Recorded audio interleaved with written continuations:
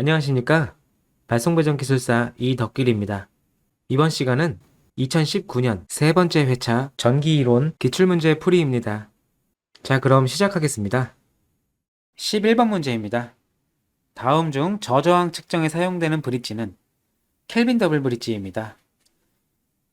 이것은 각 기기별 용도가 정해져 있기 때문에 뭐 이렇게 크게 고민할 필요가 없어요. 그냥 저저항이라는 말이 나오면은 켈빈 더블 브릿지고, 그리고 전해액이나 접지 저항 같은 게 나오면은 콜라우시 브릿지고, 절연 저항 같은 경우에는 매거, 이런 식으로 이런 포인트가 있어요. 그런 것을 잘 숙지해 놔야 됩니다. 12번 문제입니다. 파형률이란 어떤 것인가? 우리 최실평으로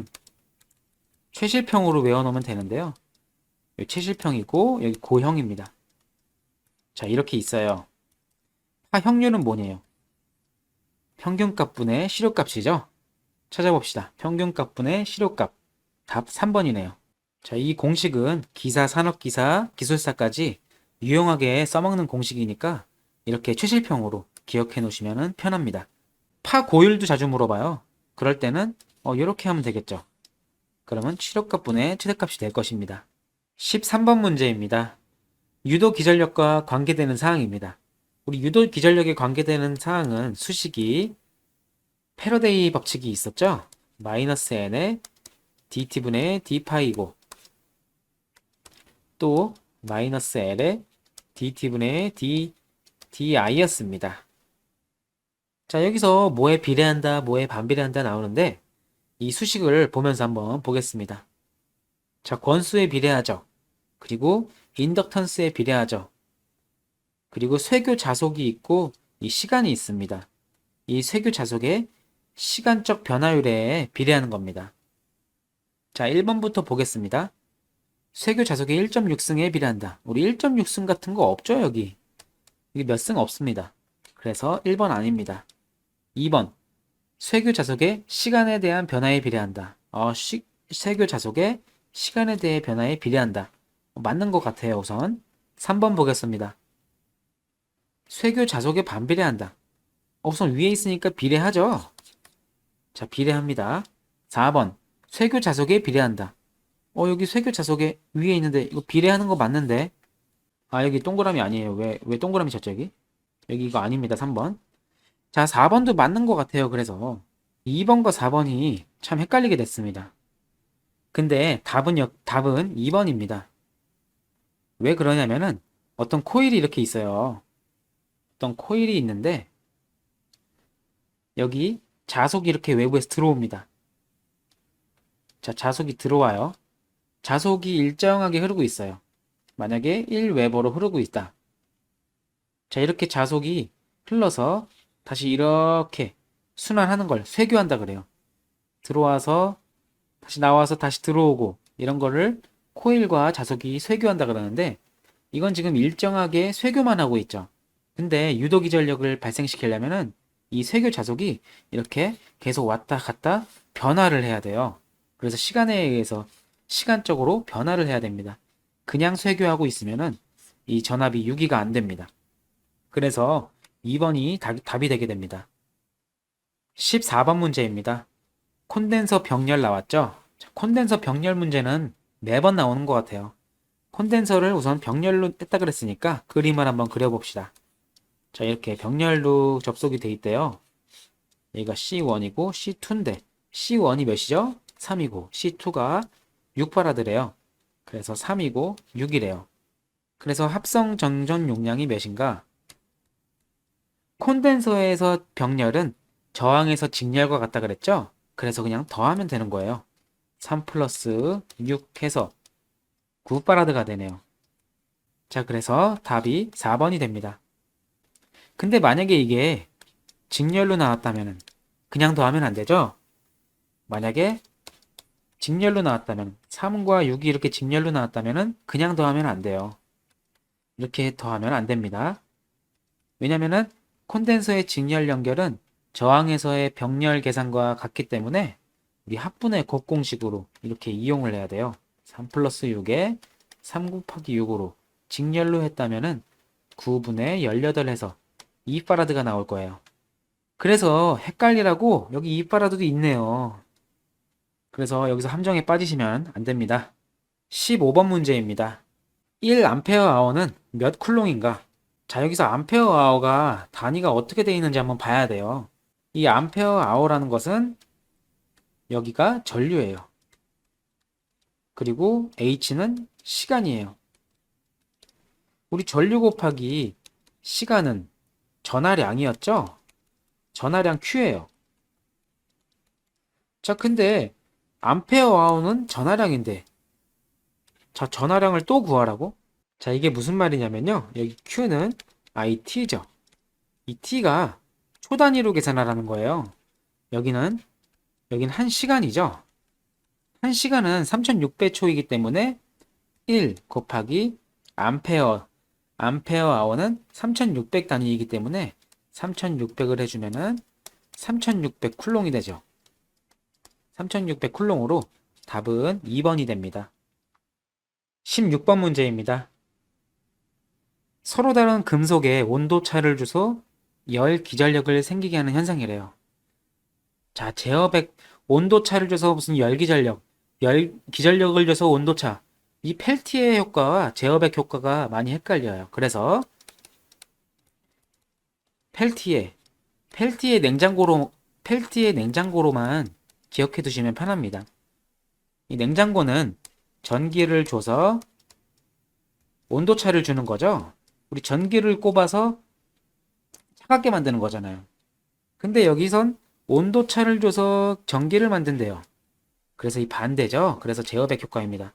만약에 여기서 보기에 펠티의 효과가 없어서 망정이지 만약에 같이 있었으면은 2분의 1 찍기 문제가 될 확률이 큽니다. 그래서 펠티의 냉장고로만 기억해 놓으시고 냉장고는 전기를 꽂아서 온도차를 발생하는 거다. 그래서 여기서 반대로 생각하면은 온도차를 주어서 전기를 주는 것은 제어백이다. 그래서 문제에서 온도차를 주어서 기전력을 발생했죠? 그래서 제어백이 되는 것입니다. 17번 문제입니다. 자석에 대한 일반적인 성질에 틀린 거죠. 그럼 맞는 거 세 개를 한번 찾아볼까요? 1번부터 보겠습니다. N극과 S극이 있다. 아, 맞는 말이죠? 자기력선은 N극에서 나와서 S극으로 향한다. 자, 여기에 N극에서 나와서 우리 N극에서 나오는 게 맞죠? 그래서 S극에 도달하게 됩니다. 자, 이렇게 도달하고 여기서는 이렇게 도달하고 어쨌든 N극에서 S극으로 갑니다. 3번 보겠습니다. 자기력이 강할수록 이 극의 자기력이 훨씬 더 세졌대요. 훨씬 더 세졌어요. 그러면 자기력 수가 이렇게 증가합니다.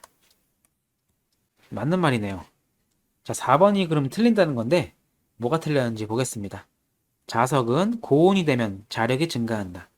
이 자석을 이렇게 불에 가열하면은 이거 자석의 성질을 잃어버려요. 자, 이게 4번이 틀린 겁니다. 제가 현장에서 자, 이런 금속 막대기 있어요. 금속 막대가 있었는데 여기다가 자석을 여기 용접을 했었어요. 자석 막대로 쓰려고. 그런데 여기 자석이 안 붙는 거예요. 아, 그래서 왜 그런가 했더니 공부를 해보니까 이런 특성이 있더라고요. 그래서 용접을 해서 열을 너무 많이 받아가지고 이 자성을 잃어버렸습니다. 18번 문제입니다. 자기저항의 단위를 물어보네요. 자, 자기저항을 우선 보면은 저항이라는 것은 자속분의 기자력이죠. 자, 기자력은 NI, 자속은 파이입니다.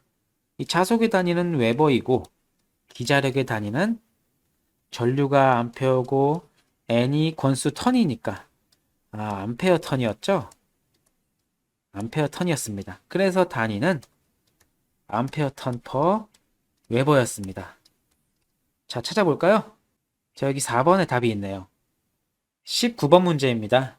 비정연파의 시료값을 나타내는 것은 이 비정연파의 시료값은 자, 모양새가 루트 해서 기본파 제곱 더하기 3고조파의 전압 더하기 5고조파의 전압 더하기 이 어떤 고조파의 제곱 계속 해주는 거예요. 그래서 이것을 글로 표현한 건데요. 각 고조파의 시료값, 각 고조파의 각 시료값들입니다. 각 고조파의 시료값들이고 제곱에 그리고 다 더해줬죠. 합에 다 더해줬습니다. 거기다가 제곱근을 취했어요. 이렇게. 그래서 이 비정연파의 시료값을 나타내는 글은 이렇게 4번이 되는데요. 이 문제는 이렇게 제일 긴 문장이 답이 됩니다. 그래서 이 수식을 먼저 알아두시고 이게 숙달되다 보면은 비정연파의 시료값 나타내는 게 이렇게 제일 긴 문장이 답이구나. 나중에는 이렇게 답만 보입니다. 20번 문제입니다. 기전력이 몇 볼트고 내부 저항이 이렇게 있고 뭐 5개를 직렬로 접속했대요. 이런 거는 회로를 그려야 편해요. 자, 기전력 2가 있고요. 내부 저항 같은 경우에는 스몰 r로 써놓죠. 그런데 어떤 문제 같은 경우에는 어떤 저항 r을 접속시켰을 때 저항이 몇이냐고 물어보는데, 자, 이 문제는 그렇게 안 물어봤네요. 한번 보겠습니다. 기전력 1.5V짜리 전지 5개래요. 5개. 한번 보겠습니다. 하나, 둘, 셋, 넷, 5개가 있어요. 하나에 1.5V예요. 5개가 직렬이니까 곱하기 5죠. 그럼 몇입니까? 그러면 7.5V가 되죠? 7.5V가 되고 여기다가 내부 저항도 있어요. 내부 저항 5개도 직렬 연결이죠?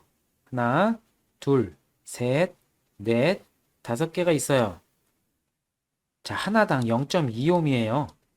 5개가 직렬이니까 직렬 저항은 다 더하는 거죠. 그래서 5개가 되니까 1ohm이네요. 이렇게 해놓고 뭐 하래요? 직렬로 접속해서 단락을 시켰대요. 단락이라는 게 뭐예요? 이렇게 이렇게 양 단자가 이렇게 나오는데 이것을 이렇게 전원을 쇼트 시켰다 그러죠? 이런 걸 단락이라고 합니다. 자, 이렇게 됐을 때 이런 단락 회로가 구성이 돼요. 그럼 여기 전류가 흐르겠죠. 전류 I는 합성 저항, 이 회로의 전체 합성 저항분의 합성 기전력이 되죠. 그래서 우리는 I는 R분의 V로 계산을 하게 되면은 합성 저항은 우리가 1ohm으로 계산을 했고, 그리고 합성 기전력은 7.5V였죠. 그래서 1분의 7.5가 돼서 7.5A.